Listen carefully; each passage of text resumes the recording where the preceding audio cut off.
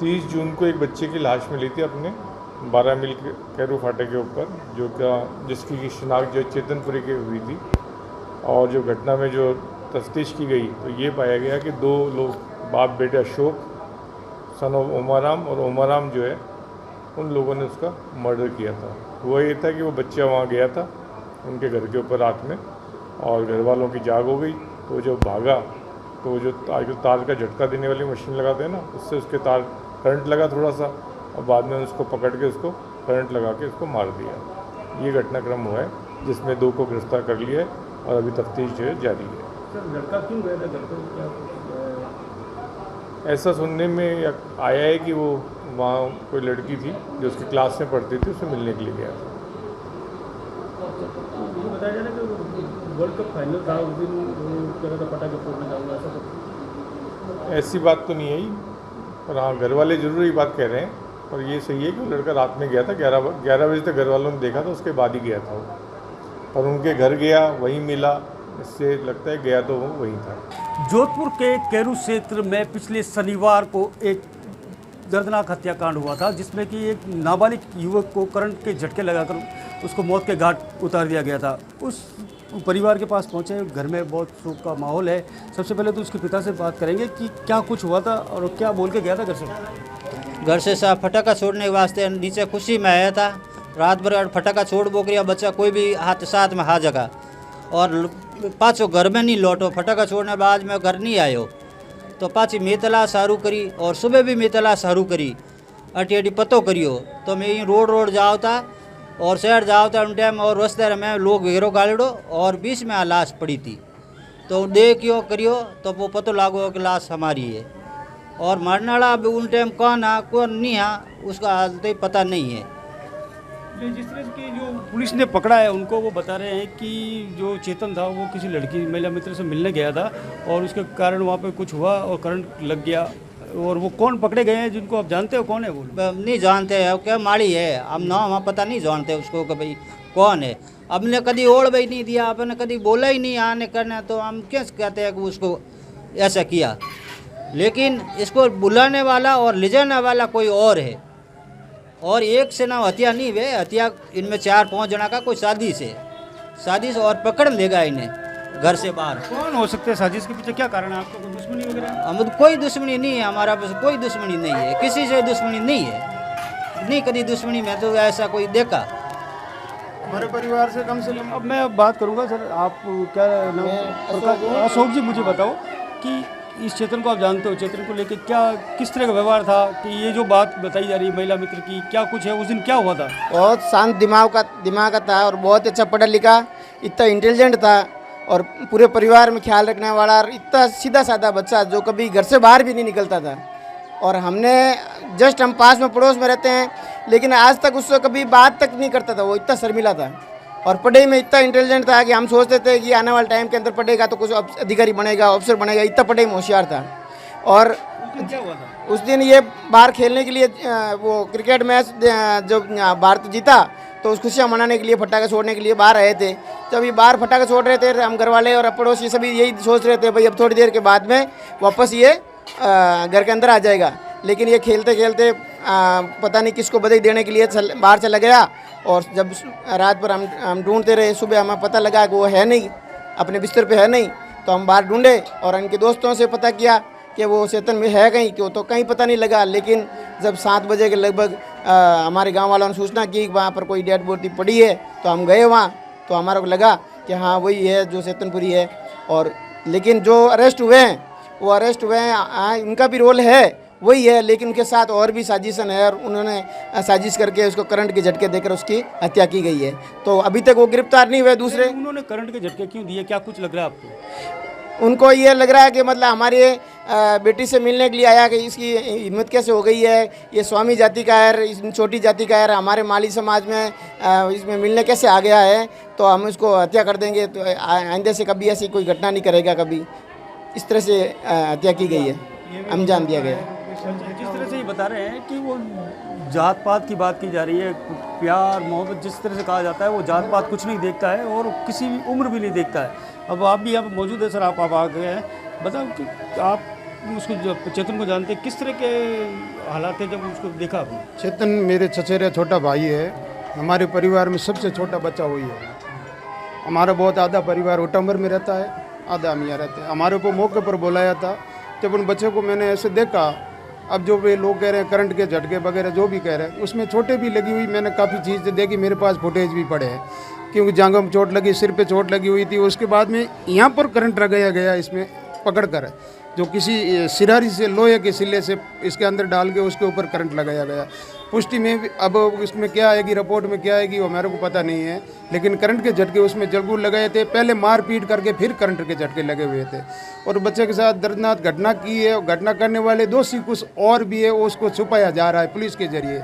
बिल्कुल निष्पक्ष जांच होनी चाहिए। जो उसमें एक वो बूढ़ा आदमी, वो अकेला इस बच्चे को नहीं मार सकता है, उसकी इतनी आवश्यकता नहीं है, लेकिन वो लड़के 4-5 और है, उसके नाम बताए नहीं जा रहे। और यहाँ से घर के आगे जो उठा के लेके गया, उसका बिल्कुल नाम समाप्त कर दिया उसका। ये चेतनपुरी का परिवार है, जहाँ पर आप देखते हैं काफ़ी शोक का माहौल है और चेतनपुरी को याद किया जा रहा है, क्योंकि चेतनपुरी को पिछले गत शनिवार की रात को करंट के झटके देकर मार दिया गया था। वो परिवार का कहना है कि वो उनकी घर की छोटी बच्ची है, उस बच्ची से मिलने आया था और बताया जा रहा है कि क्लासमेट है, दोनों 9वीं कक्षा में पढ़ते थे, दोनों ही नाबालिग है।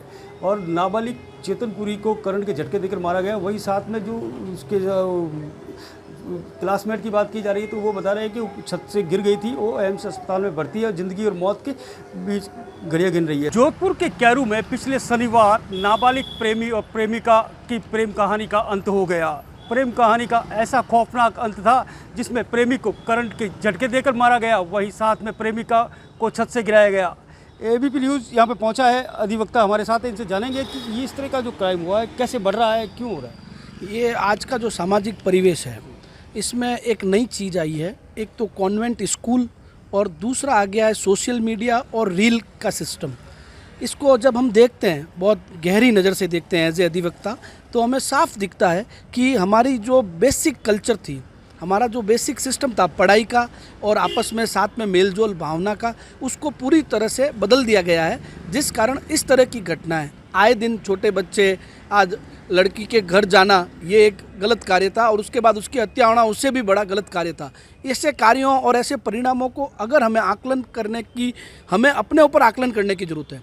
हमें समाज में एक ऐसे बदलाव लाने की ज़रूरत है कि हम इस प्रकार की चीज़ों से दूर हटें कि जो छोटे छोटे बच्चों को दिग्र भ्रमित करती हो, और ऐसे अपराध जो बड़े बुजुर्ग या बड़े व्यक्ति भी इस तरह का अपराध करते हैं इन घटनाओं को लेकर, वो भी दोनों ही दृष्टि से आज यह स्थिति बहुत ही सोचने योग्य है कि एक तरफ हमारी संस्कृति, हमारे समाज और हमारी शिक्षा पर व्यापक तौर पे परिवर्तन, पश्चिमीकरण का प्रभाव देख के परिवर्तन हो रहा है, वहीं दूसरी तरफ हमारा समाज उसको झेल नहीं पा रहा है, उस परिवर्तन को। जब हमारा समाज उस परिवर्तन को झेल नहीं पा रहा है, तो ऐसा परिवर्तन क्या करना आवश्यक है, क्या इस तरह के परिवर्तनों को लाना आवश्यक है। तो आज हमारा समाज इस स्थिति में नहीं है कि हम पश्चिमीकरण को पूरी तरह से अडॉप्ट कर सकें, और जब हम पश्चिमीकरण को पूरी तरह से अडॉप्ट नहीं कर सकते हैं, तो ऐसे अपराधों की संख्या और बढ़ेगी। मैं सिर्फ यही निवेदन करूंगा आने वाली सरकारों से कि इस प्रकार के अपराधों की रोकथाम के लिए एक अलग से सेल बनाई जाए, और ऐसे सामाजिक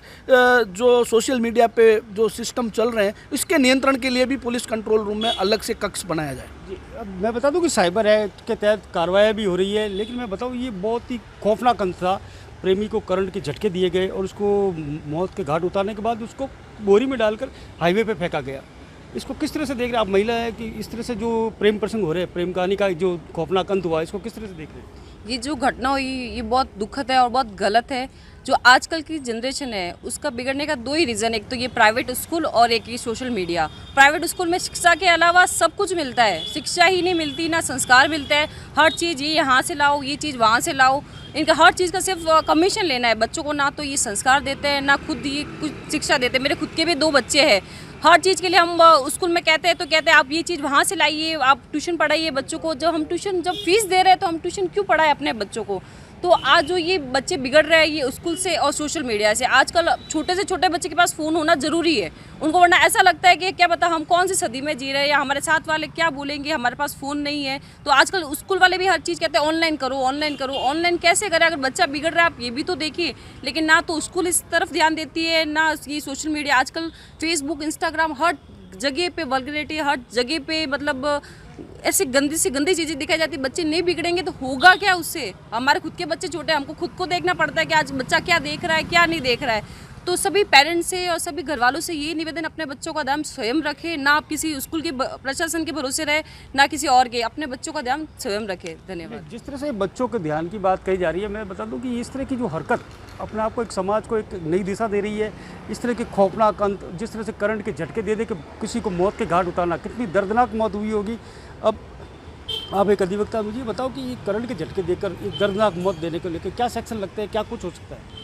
सबसे पहली बात तो कि बच्चे अगर अपराध कर रहे हैं, ठीक है, तो उनके लिए अलग से एक जेजे एक्ट बनाया हुआ है। लेकिन अगर बच्चों के साथ इस तरह का घिनौना जो कांड कह सकते हैं, घटना कह सकते हैं, तो वो भारी से भारी सज़ा आईपीसी में भी बताई हुई है और अदर स्पेशल लॉज में भी बताई हुई है। और दूसरी बात ये है कि बच्चे कहीं ना कहीं, आज की जो जनरेशन है वो गलत दिशा में जा रही है। तो मैं मानता हूँ कि सोशल मीडिया इसका सबसे बड़ा जिम्मेदार है, क्योंकि सोशल मीडिया पे बहुत सारी जो कंटेंट है वो सही कम है और गलत बहुत ज़्यादा है। और आज जैसे कि डिजिटलाइजेशन की बात करते हैं कि आज एजुकेशन को ऑनलाइन प्लेटफॉर्म पे प्रमोट किया जाता है, लेकिन उसका सही यूज़ हो नहीं पा रहा है। आज आपको हर एक बच्चे को मोबाइल देना पड़ता है हाथ में, और वो बच्चा जो है उसको सही गलत का यूज़ पता ही नहीं है, ठीक है। तो वो अगर किसी चीज़ को गलत देखेगा तो वो आप समझो कि उसको जो है उसी दिशा में जाने के लिए वो कहीं ना कहीं सपोर्ट मिल रहा है। तो हमारा ये एक समाज और जो देश की जो गवर्नमेंट है उनसे यही निवेदन है कि कुछ ऐसे लॉज भी लेके आए कि जिससे जो बच्चों के साथ जो गलत हो रहा है वो स्ट्रिक्टली उनको रोका जाए और बाकी जो ऑफेंडर्स हैं उनको जो है रेस्ट्रिक्टेड किया जाए। मैं बता दूं कि सोशल मीडिया को लेकर एक बार फिर सवाल खड़े हो रहे हैं कि सोशल मीडिया पर जो मिलने वाली सामग्री है उसके कई सारे फ़ायदे हैं तो कई नुकसान भी है। मैं इसके साथ ही बता दूं कि ये इस मात्र 15 साल के युवक चेतनपुरी को जिस तरह से दर्दनाक मौत दी गई थी, उसी के साथ उसकी प्रेमिका को छत से गिराया गया।